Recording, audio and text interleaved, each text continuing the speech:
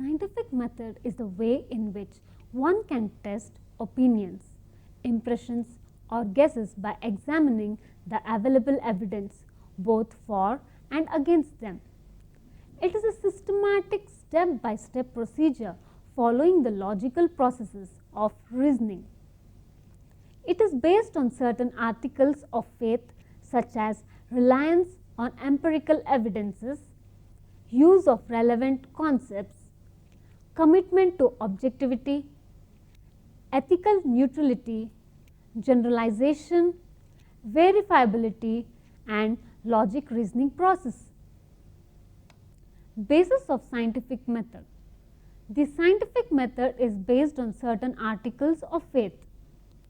These are reliance on empirical evidence, use of relevant concepts, commitment to objectivity, ethical neutrality, generalization, verifiability, and logical reasoning process. Reliance of evidence. Truth is established on the basis of evidence. Conclusion is admitted only when it is based on evidence. Scientific method involves a systematic process. The answer to a question is not decided by intuition or imagination. Relevant data are collected through observation or experimentation. The validity and the reliability of data are checked carefully and the data are analyzed thoroughly using appropriate method of analysis.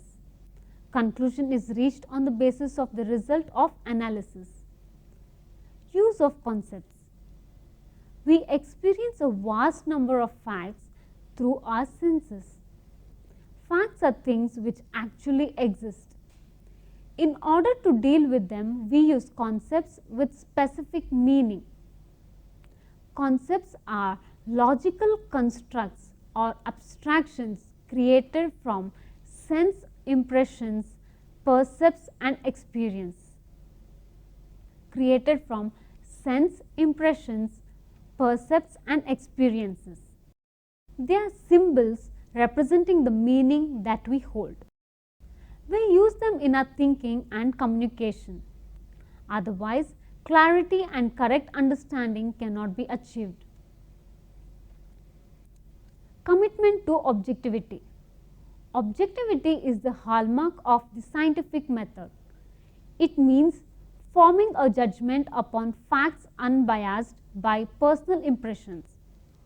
Objectivity is the willingness and ability to examine evidence dispassionately. The conclusion should not vary from person to person. It should be the same for all persons.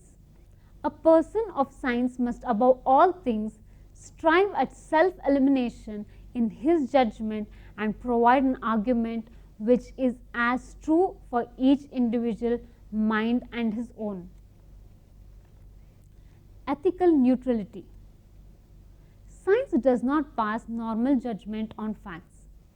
It does not say that they are good or bad.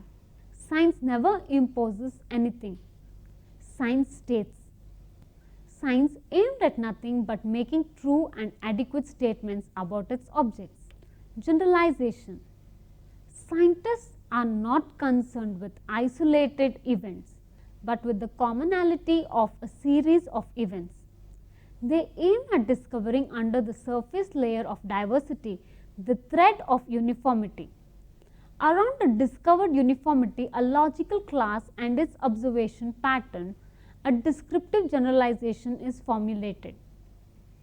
In formulating a generalization, we should avoid the danger of committing the particularistic fallacy, which arises through an inclination to generalize on insufficient or incomplete and unrelated data. This can be avoided by accumulation of a large body of data and by the employment of comparisons and controlled groups. Verifiability.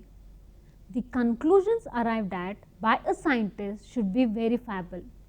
He must make known to others how he arrived at his conclusions. He should thus expose his own methods and conclusions to a critical scrutiny.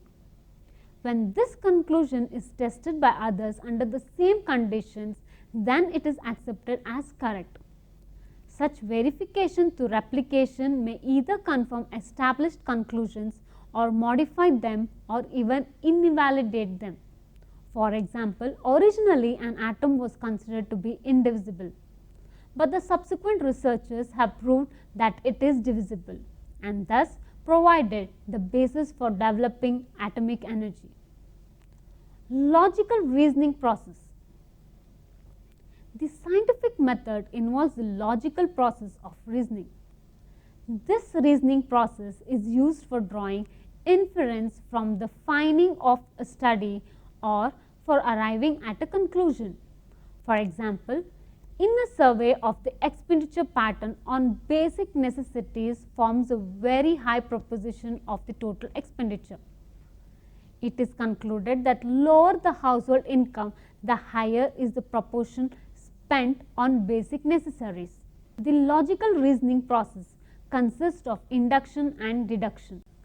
The pattern of scientific method consists of hypothesis, testing of hypothesis, observation and experiment, formulation of laws, construction of theories and testing of theories. Kinds of scientific method. There are many kinds of scientific methods if we consider the main forms as well as subforms, but substantially speaking, primarily there are 6 forms of scientific method and all others are merely variations of the same forms. All these kinds are used nearly in all sciences. The primary forms are the following: induction, the movement of knowledge from particular facts to a general rule of principle is known as induction. An example of induction is A, B, C, D and so on are things and they occupy space. Therefore, all things are extended. Deduction, a movement in knowledge from a general rule to a particular case is called deduction. The classic example for deduction is man is mortal and Ram is a man. Therefore, Ram is mortal. Historical. Historical method is a backward movement in knowledge to trace the antecedents causes of phenomena.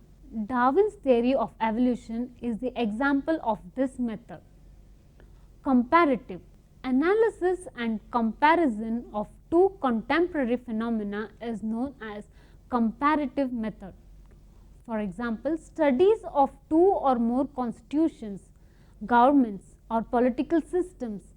The comparison is always undertaken in order to discover new facts or relations. Structural, a study of what a thing is, what its outline are and significant feature is a structural study. Anatomy is a structural study. Functional. In contrast to the structural method, functional method studies the processes and their causes, that is, how and why of a thing. Physiology is a functional study. The essentials of a good scientific method assumed of the Advisory Committee on Economic and Social Research ACESR of the Council of Social Science Research CSSR are careful logical analysis of the problem, separating its elements